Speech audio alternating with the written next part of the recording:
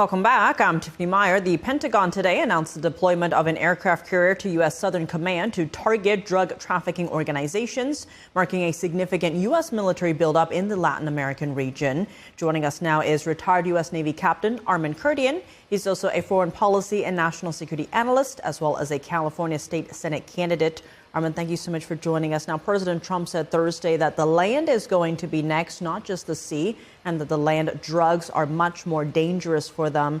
How are you looking at what's unfolding in Venezuela?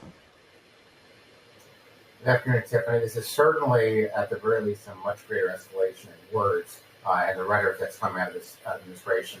A lot more fierce and direct than we've ever seen come out of Washington when it comes to the drug trade. You've heard more than 100,000 have died of fentanyl and drug overdoses in this country.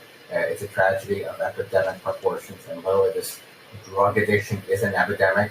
So while there are some questions as to whether some believe it may or may not be legal taking out these boats, in my opinion, when you consider you could send a terrorist across the water with some bombs and you would be justified in blowing them up because bombs kill people. These drugs are killing people too. So Donald Trump is definitely exercising the authority on the high seas to take these targets out. Now, bringing a carrier into the region with escort ships certainly will be a much stronger sign, and it'll be even harder for a vessel leaving the Venezuelan coast to make it across the Caribbean into the Gulf of Mexico or around the U.S. East Coast to be able to basically coordinate. And with radar and other surveillance activities, it's going to be extremely hard for them to supply the U.S. with drugs coming over the water. And speaking of that drug epidemic, President Trump has confirmed for the first time that China is sending fentanyl through Venezuela and then into the U.S. to bypass U.S. ports. The President, Vice President, J.D. Vance, and Secretary of War Pete Hegseth have all said that military action is needed against cartels because of their role in the opioid epidemic in the U.S.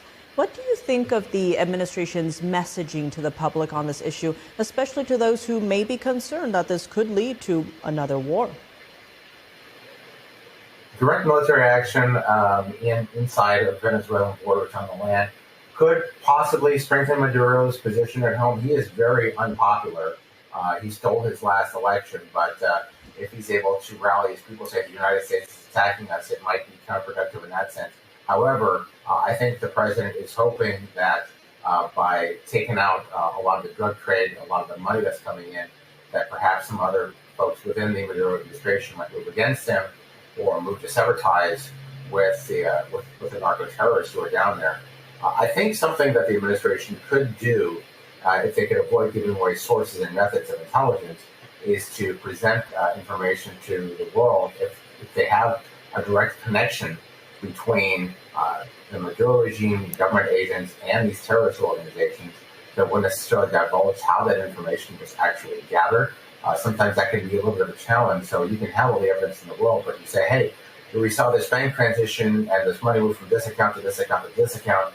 Well, it might lead to a particular individual who might have was either double agent or was compromised, and then perhaps that line of intelligence is lost because the bad guys worked to close it off. So it's a little bit of a delicate balancing game there going on. But certainly, I think these efforts to stop this drug trafficking, this is the most serious this country has ever been in this endeavor.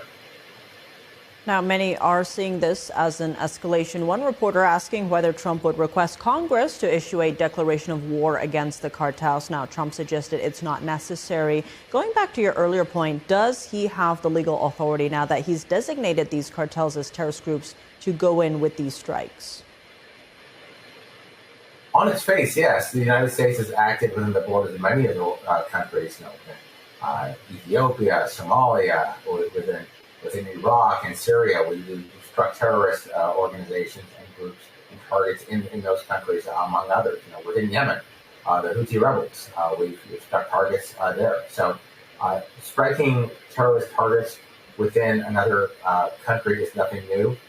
Doing it within the Western Hemisphere, that is something that is very new. So while the legal ramifications are pretty much the same, the ramifications that are happening within this hemisphere is certainly something that we haven't seen in a very, very long time. The U.S. went into Panama to take out Manuel Noriega in 1990, or I can't remember the exact year, but took him out. The U.S. went into Grenada in 1987 as well. So actions of that nature have happened within our lifetimes. Going into Venezuela, it seems like it would be a little bit different in this case, but perhaps a couple of dedicated pinprick strikes on facilities where the drugs are actually manufactured, or perhaps a truck carrying precursor chemicals. You do one or two of those, maybe it's more of a strategic move than a tactical move to get the cartels to back down and stop sending drugs over the border. A lot to watch for sure here. Armen Kurdian, as always, thank you so much for joining us. Thanks, Tiffany.